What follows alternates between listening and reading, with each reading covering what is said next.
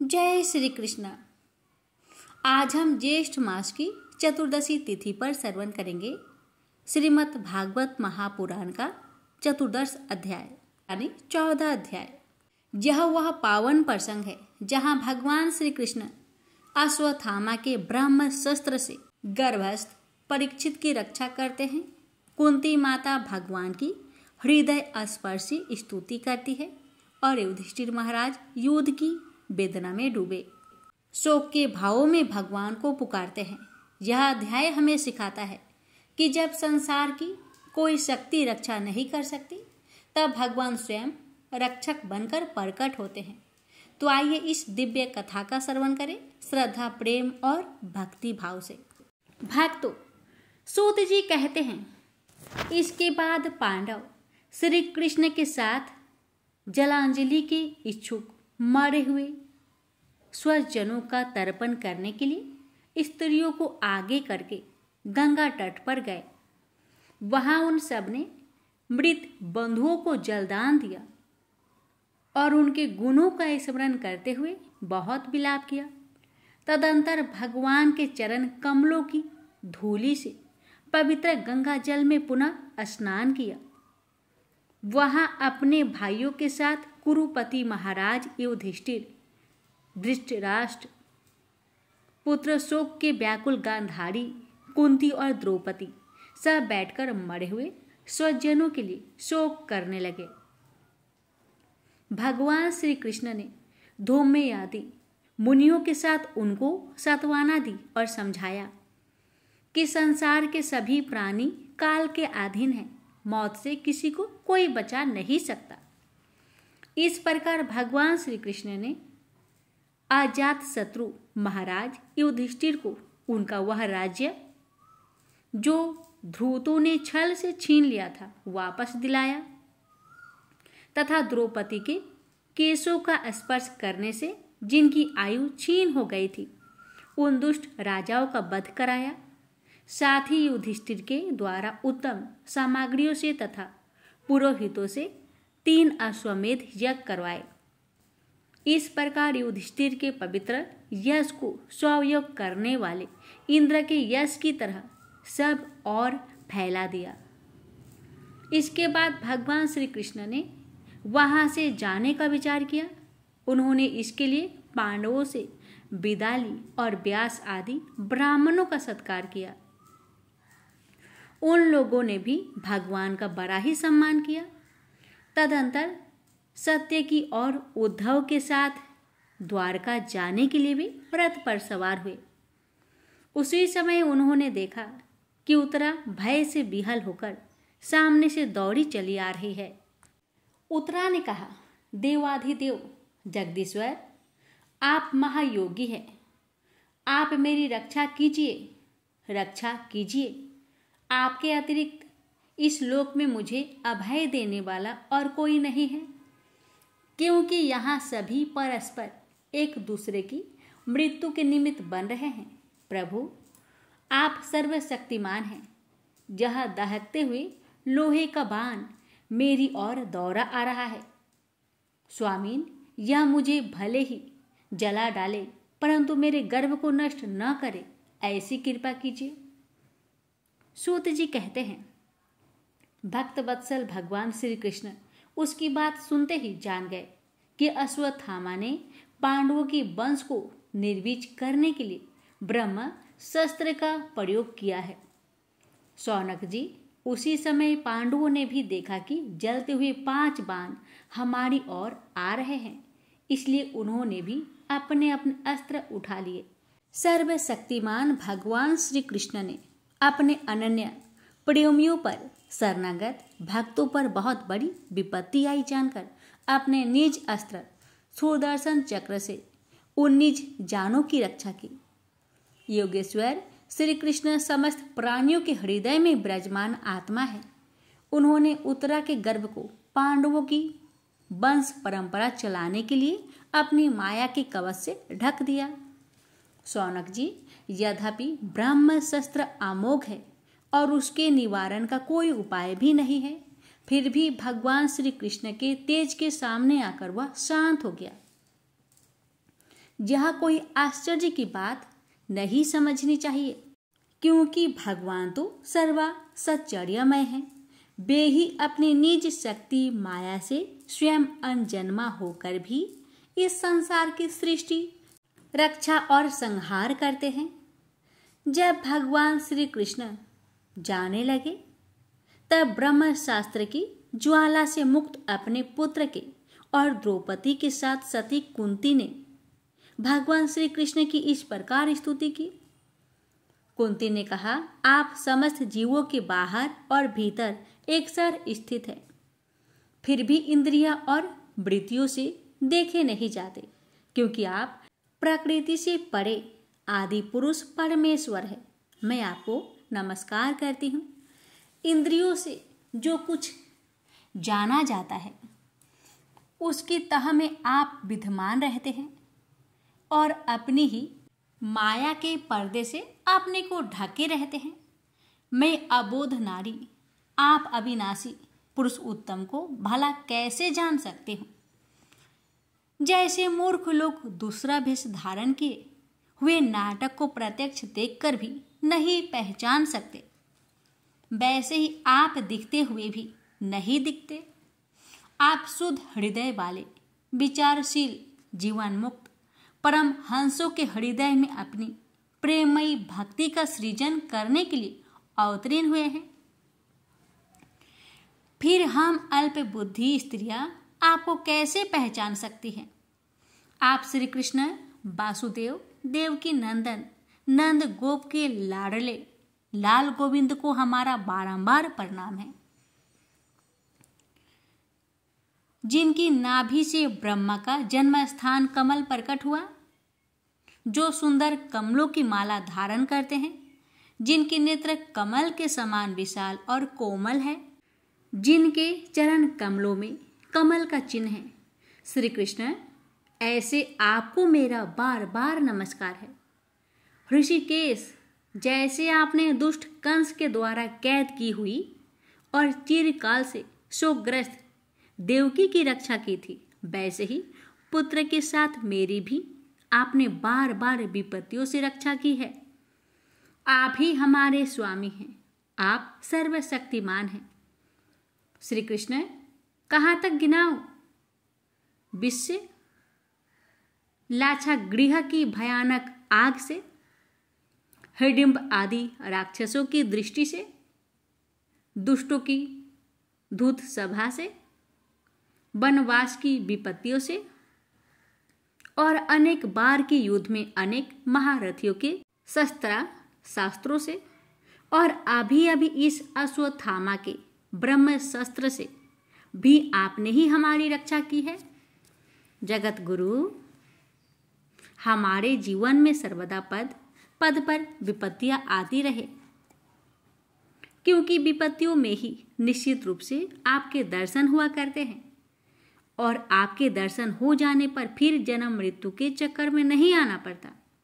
ऊंचे कुल में जन्म, ऐश्वर्य, विद्या और संपत्ति के कारण जिसका घमंड बढ़ रहा है, वह मनुष्य तो आपका नाम भी नहीं ले सकता, क्योंकि आप तो उन लोगों को दर्शन देते हैं जो अकिंचन हैं। आप निर्धनों के परम धन हैं। माया का परपंच आपका स्पर्श भी नहीं कर सकता। आप अपने आप में ही विहार करने वाले परम शांत स्वरूप हैं। आप ही केवल्य मोक्ष के अधिपति हैं। आपको मैं बार बार नमस्कार करती हूँ। मैं आपको अनादि, अनंत, सर्वव्यापक, सबके नियंता, काल रूप परमेश्वर समझती हूँ। संसार के समस्त पदार्थ और प्राणी आपस में टकराकर विषमता के कारण परस्पर विरुद्ध हो रहे हैं, परंतु आप सब में समान रूप से विचर रहे हैं। भगवान, आप सब मनुष्यों की सी लीला करते हैं, तब आप क्या करना चाहते हैं यह कोई नहीं जानता। आपका कभी कोई ना प्रिय है और ना कोई अप्रिय। आपके संबंध में लोगों की बुद्धि ही विषम हुआ करती है। आप विश्व के आत्मा हैं विश्वरूप है। न आप जन्म लेते हैं और न आप कर्म ही करते हैं। फिर भी पशु पंछी मनुष्य ऋषि जलचर आदि में आप जन्म लेते हैं और उन योनियों के अनुरूप दिव्य कर्म भी करते हैं। यह आपकी लीला ही तो है। जब बचपन में आपने दूध की मटकी फोड़कर यशोदा मैया को खिजा दिया था और उन्होंने आपको बांधने के लिए हाथ में रस्सी ली थी, तब आपकी आंखों में आंसू छलक आए थे। काजल कपड़ों पर बह चला था, नेत्र चंचल हो रहे थे और भय की भावना से आपने अपने मुखों को नीचे की ओर झुका लिया था। उसकी उस दशा लीला छवि का ध्यान करके मैं मोहित हो जाती हूँ। भला जिसमें भय भी भय मानता है, उसकी यह दशा।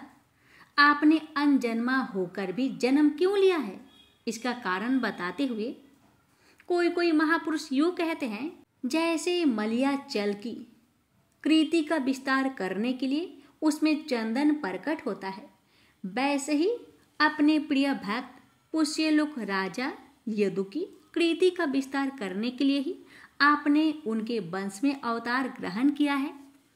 दूसरे लोग यूँ कहते हैं कि वासुदेव और देवकी ने पूर्व जन्म में सुतापा और पुष्नि के रूप में आपसे यही वरदान प्राप्त किया था, इसलिए आप अनजन्मा होते हुए भी जगत के कल्याण और दैत्य के नाश के लिए उनके पुत्र बने हैं। कुछ और लोग यूँ कहते हैं कि यह पृथ्वी दैत्यों के अत्यंत भार से समुद्र में डूबते हुए जहाज की तरह डगमगा रही थी, पीड़ित हो रही थी। तब ब्रह्मा की प्रार्थना से उसका भार उतारने के लिए ही आप प्रकट हुए हैं। कोई महापुरुष यूँ कहते हैं कि जो लोग इस संसार में अज्ञान, कामना और कर्मों के बंधन में जकड़े हुए पीड़ित हो रहे हैं, उन लोगों के लिए श्रवण और स्मरण करने योग्य लीला करने के विचार से ही आपने अवतार ग्रहण किया है। भक्तजन बार बार आपके चरित्र का श्रवण, गान, कीर्तन एवं स्मरण करके आनंदित होते रहते हैं। वे ही अविलंब आपके उस चरण कमल का दर्शन कर पाते हैं जो जन्म मृत्यु के प्रवाह को सदा के लिए रोक देता है। भक्त वांछा कल्पतरु प्रभु, क्या अब आप आपने आश्रित और संबंधी हम लोगों को छोड़कर जाना चाहते हैं? आप जानते हैं कि आपके चरण कमलों के अतिरिक्त हमें और किसी का सहारा नहीं है। पृथ्वी के राजाओं के तो हम यूं ही विरोधी हो गए हैं। जैसे जीव के बिना इंद्रियां शक्तिहीन हो जाती है, वैसे ही आपके दर्शन बिना यदु वंशियों के और हमारे पुत्र पांडवों के नाम तथा रूप का अस्तित्व ही क्या रह जाता है। गदाधर, आपके विलक्षण चरण चिन्ह से चिन्हित यह कुरु जांगाल देश की भूमि आज जैसी शोभ्यमान हो रही है, वैसे आपके चले जाने के बाद न रहेगी। आपकी दृष्टि के प्रभाव से ही यह देश पकी हुई फसल तथा लता वृक्षों से समृद्ध हो रहा है। ये वन, पर्वत, नदी और समुद्र भी आपकी दृष्टि से ही वृद्धि को प्राप्त हो रहे हैं। आप विश्व के स्वामी हैं, विश्व के आत्मा हैं और विश्वरूप हैं। यदु वंशियों और पांडवों में मेरी बड़ी ममता हो गई है। आप कृपा करके स्वजनों के साथ जोड़े हुए इस स्नेह के ढिंड फांसी को काट दीजिए। श्री कृष्ण, जैसे गंगा की अखंड धारा समुद्र में गिरती रहती है, वैसे ही मेरी बुद्धि किसी दूसरे की ओर न जाकर आपसे ही निरंतर प्रेम करती रहे। श्री कृष्ण, अर्जुन के प्यारे सखा यदु वंश शिरोमणे, आप पृथ्वी के भार रूप राज भेषधारी दैत्यों को जलाने के लिए अग्नि स्वरूप है। आपकी शक्ति अनंत है। गोविंद, आपका यह अवतार गौ, ब्राह्मण और देवताओं का दुख मिटाने के लिए ही है। योगेश्वर, चराचर के गुरु भगवान, मैं आपको नमस्कार करती हूँ। सूत जी कहते हैं, इस प्रकार कुंती ने बड़े मधुर शब्दों में भगवान की अधिकांश लीलाओं का वर्णन किया। यह सब सुनकर भगवान श्री कृष्ण अपनी माया से उसे मोहित करते हुए मंद मंद मुस्कुराने लगे। उन्होंने कुंती से कह दिया, अच्छा ठीक है, और रथ के स्थान से वे हस्तिनापुर लौट आए। वहां कुंती और सुभद्रा आदि देवियों से विदा लेकर जब वे जाने लगे तब राजा युधिष्ठिर ने बड़े प्रेम से उन्हें रोक लिया।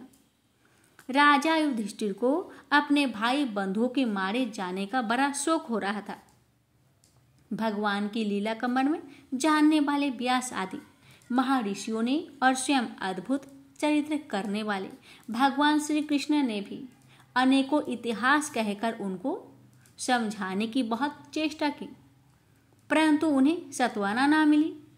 उनका शोक ना मिटा। स्वनकादि ऋषियों, धर्मपुत्र राजा युधिष्ठिर को अपने स्वजनों के वध से बड़ी चिंता हुई। वे अविवेक युक्त चित्त से स्नेह और मोह के बस में होकर कहने लगे, भला मुझ दुरात्मा के हृदय में बदमूल हुए इस अज्ञान को तो देखो।